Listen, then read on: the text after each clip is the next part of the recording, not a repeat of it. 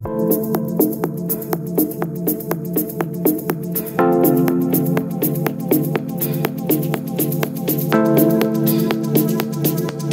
gentlemen, welcome to another episode of this interesting, wonderful program that comes up every 2 weeks. So, as usual, our anchor is Sadaf Tahir. So, she will be talking about today storytelling.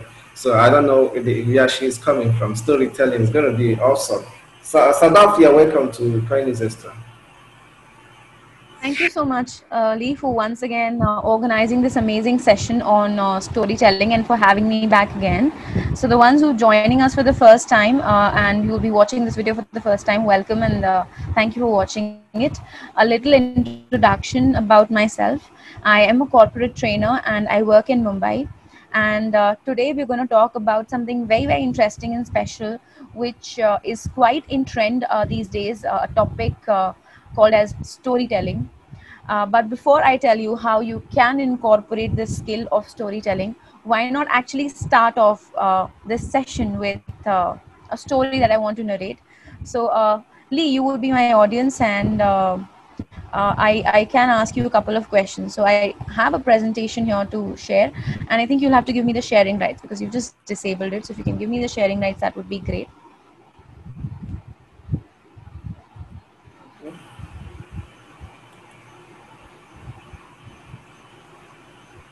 So if you can make me the co-host, I'll be able to share a presentation.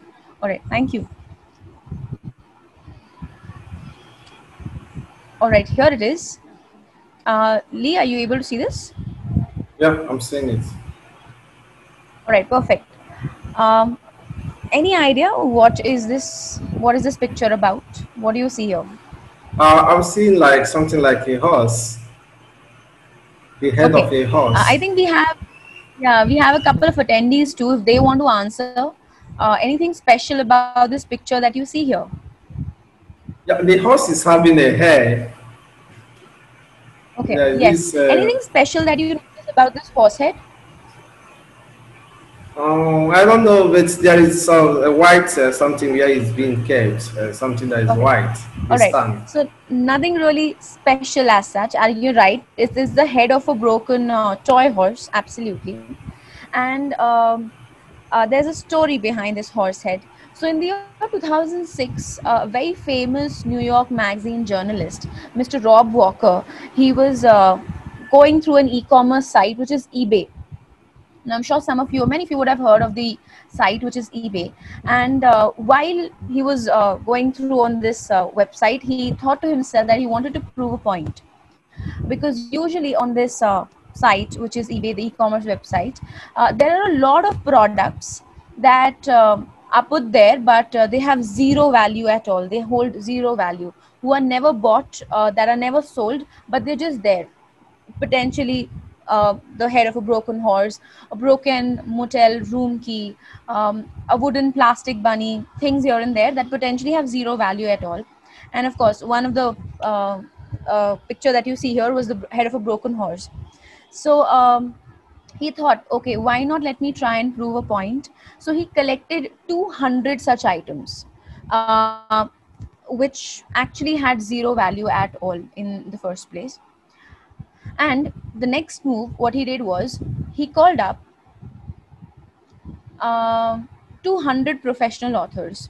Now, to just give you an idea about what the value of each of these items was, it was the average price came to somewhere 99 cents. And if you convert it to Indian rupees, that is 72.18 INR approximately. That was the price of each item on an average. So he called up those 200 professional authors and he said, hey, I have an interesting project for all of you. And this call is actually regarding a significant object study. If you'd be interested to be a part of it. And surprisingly, all the authors were quite interested and excited to know what is this significant object study about.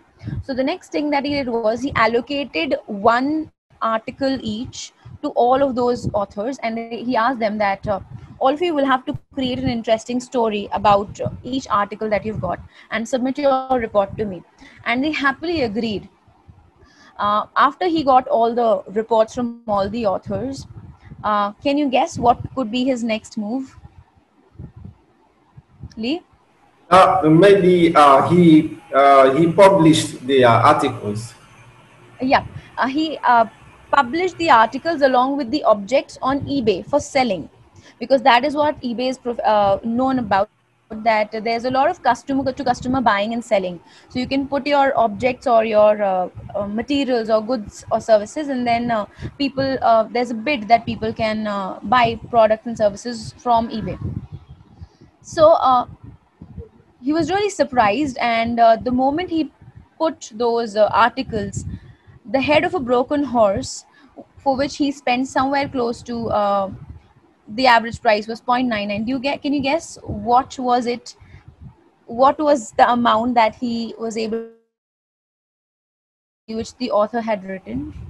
Yeah, I saw something He like actually sold that broken horse head.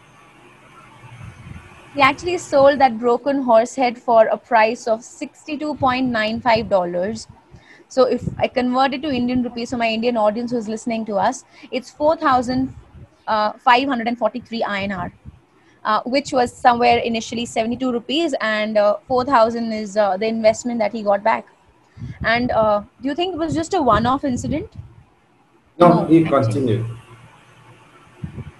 He initially had invested $129 in buying those 200 products, but eventually his return was $8,000. That means, again, if I convert it to INR, the amount that he had spent in buying those 200 items was 9,313 INR. And his return after selling all those products along with the summary or with the story that was written by the authors came to 5,77,555 Indian rupees. Now all of us can calculate the amount of percentage that, or the profit percentage or the margin that he received. What do you think led to this change? Okay, because of the he was able to make the studies and to modify it, put more value to those the horse hair. Yes, thank you so much for that. Thank you so much for that word, Lee. There was so much of value to that broken horse head because of a story attached to it. So a lot of people ask that why storytelling? The answer is very, very simple. You just nailed it with one single word: value. The first picture that I showed you actually had zero value because this had horse had no story. But the second time when Rob published his story along with the article, this horse actually had a story and it increased so much in value. It was because of that value increment and value that he was able to get the return that he got. So a lot of people ask me that why storytelling? You know, one of the reasons. Anyone else? I think we have a lot of people in our panel. Do you want to guess why storytelling is crucial? Anyone? Any ideas? Any thoughts? Any inputs? Let's try and make the session interactive. Let's see if you have some questions, our audience, you can send in. Let's see. Or should I Okay. answer? So no, you can. Yes, you can ask me if you have any questions. Of course, by any means. So a lot of people No, actually as ask me in the it, first. Yeah, yeah. Go ahead. Go ahead, Lee. no, go ahead. I was saying there was no need for me to answer. Okay. So a lot of people ask why storytelling is an important skill or why is it necessary. So one of the things that we just learned right now, no matter which field you're a part of, it can be marketing, it could be finance, it could be human resources. Um, Eventually, we're all dealing with people and you are communicating. Storytelling is one skill that will help you to connect with people and relate on a much more personal level, which will make you more effective as a communicator. It will help you by pitching your products and services in a much more efficient manner. And then finally, it's one of the most engaging way to make people listen and to keep them hooked at all times. So while I was narrating the story, I could see a smile on your face, Lee, at all times because you were so engrossed while listening to it. That is the power of storytelling. So if one can incorporate storytelling as a way to communicate when you're trying to deal with people, or when you're pitching your product or your service. It could be with any field, or even when you're trying to deal with people on a day-to-day basis. This technique works amazingly well. That is the power of storytelling. Then how can we be a better storyteller? That is the next question that a lot of us get. So my question to a few people, if you can put your thoughts in the chat box, or that would be absolutely great. So while I was narrating this story to you, what elements did you notice? Is there anything that particularly comes to your mind? It could be in terms of visual that I was talking about, or it can be in terms of the vocal that you noticed. Anyone would want to guess what were the elements that you noticed while I was narrating the story of the broken head horse to you? From my side, what I noticed that Yeah. he didn't do the writing by himself. He got people to get different opinions from different persons, so that the story will not be the same. It'll be authentic. Okay. Yes. Thank you. Anything else? While I was narrating the story, anything, or in the picture, anything did you notice? Anything else? Or anyone would want to The horse share wasn't pictures? an ordinary. It wasn't an ordinary horse. There was the way it had like maybe a head that is plated. It looked as if it's plated. Okay. Okay. I think we have something in the chat box. Let me see. So let me tell you a few elements that should be there while you're narrating a story, or if you're using a PowerPoint to communicate your thoughts. It's always a good idea to use pictures while you're narrating stories, because pictures are more relatable, and they look more appealing to the eyes rather than a lot of text. So usage of pictures while you're narrating stories create a greater impact when in comparison to words. So imagine if I would have written all this text instead of just pictures, do you think you would have had the same impact? No. So that's the power of pictures. While you're narrating stories, it's a good idea to use pictures. Again, something that works brilliantly well is while you're narrating a story, try and make use of emotive language that will help the audience engage and keep them hooked, because people would want it's more about how you say it rather than what you say. Again, people pay a lot of attention to non-verbal communication. Again, that creates a lot of impact when you're narrating stories to people. Again, it's always a good idea to set the context, what is about to happen. So keep them engaged to the hook on the cliff. So there's always a suspense factor. Set a context for the audience so that they are interested completely. Take heed of your facial expressions, of course, very crucial when you're narrating stories. I'm narrating a happy story, I should have a smile on my face. I'm narrating a story which is quite overwhelming, full of emotions, lot of sadness. I should not have a smile on my face, otherwise there'll be a collision of interest. So it's very crucial of how you say it, and your non-verbal communication has to align with what you're saying verbally. While you're narrating a story, it's a good idea to be as dramatic as possible. That would enhance the level of your storytelling style to people. Of course, when you're dealing with a lot of, depends on the kind of crowd that is in front of you. When you do have professional meetings and you're using storytelling as a style, of course you cannot be dramatic. But if it's a public speech or a presentation in front of multiple people, sort of more on an informal way, like a TED talk, for example, a lot of them, so you are allowed to use a lot of drama. This is quite crucial. Keep the audience hooked on the cliff, on the hanger. What is about to happen? So there's always this what if, what next? And that is what makes your story really interesting, because people would want to know what happened. A few more elements. Again, this is one brilliant technique of storytelling style. So in a lot of stories, there are multiple characters. If one can actually impersonate other people, I would be, as an audience, as a listener, I can feel that there are multiple people here and not just one speaker. But I will get that feeling that there are multiple people. I'm able to live those characters while I'm just listening to the other person. So impersonification is a great way to keep learners, to keep the listeners hooked. That ways you're making the characters of the story more real, and their presence would be more felt. Use of emotions, of course, I think we've discussed this. Set up the turning point in every story, and that this applies to everyone. There's always this turning point. So there are some stories that start off with, let's say, a very wealthy family, and something happens, something really really bad. That is a turning point which leaves them from rich to poor.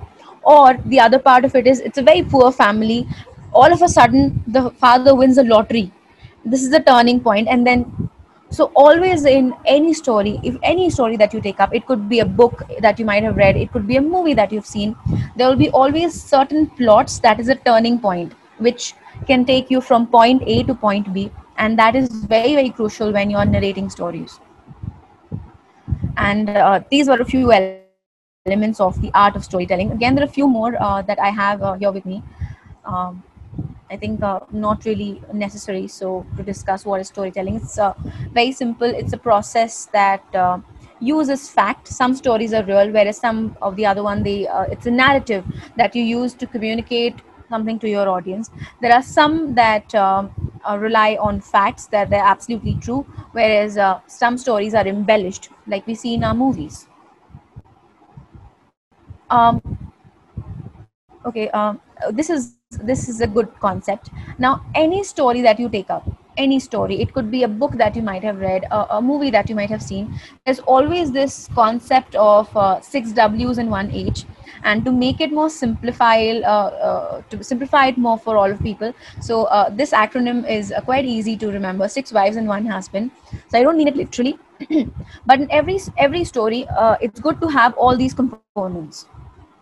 So when I say 6 wives, I literally don't mean 6 wives, but then these are the 6 W's. That means, what is the story? Why, if something has happened, why is it taken place? When did the incident occur? Where did the scenario takes place? Who is being affected? Whether this happened is good or not? How can we change it? Or how did this happen? So if you can incorporate these elements in the story, now a lot of people would think how to create stories or how to write stories. This concept works brilliantly well for you to form or articulate your thoughts. The formula of 6 wives and 1 husband, this works brilliantly well. That means if you use all these W's and the 1 H, that would help you write your story and then present it in the most efficient manner as possible. So I think with that being said, we can conclude today's storytelling session, and we'll open the floor for any questions that you might have. Any questions from anyone? I think I can see one question in the chat box which says that, but why do people see storytelling like old version way? Justin, can you please elaborate more on the question? I did not quite get what you're trying to say. Why do people? But why do people see storytelling like old I did not quite get way? your Okay, question. I believe from here, the person is trying to ask, I believe, from what I understand from that question, why do people see it like more of an old pattern? Like Like we see usually this, you like hear. maybe older people that tell story. Okay, so usually when we hear the word storytelling, for a lot of people, we are reminded of that we are kids, and our parents used to tell us stories before we go to bed, or our grandmoms used to tell us stories. Probably, I think that is what I could gauge from your question.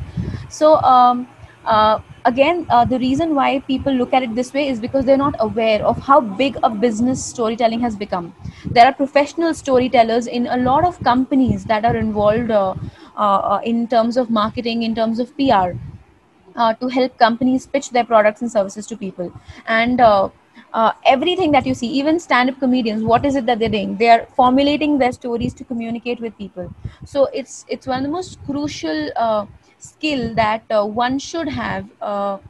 If you want to be an effective communicator, if you want the audience to listen to you attentively, if you want them to keep hooked at all times, if your work revolves communicating with larger audiences, or even a few number of people, storytelling is one skill that will help you communicate in the most effective way possible. Reason being, people are able to relate when you use storytelling as a style. So it's lack of awareness. That is why people look at it the old style way, traditional. I think I've answered your question. All right. Thank you so much. I find this insightful. Okay. Any other question from anyone? I don't think there is any Lee, do you other have any question. questions for me? I don't have any question. It has been so insightful. You've been able to explain it. I've been able to understand some other things that are involved in storytelling, because I've understood that storytelling helps for you to pass the message accurately. There are some people that when you are trying to explain some things to them, they may not really understand it, or not until you add a story to it.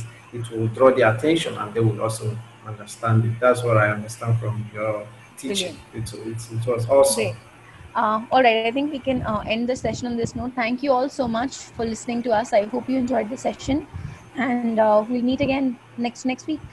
Bye bye. Okay, thank you very much, Sadaf.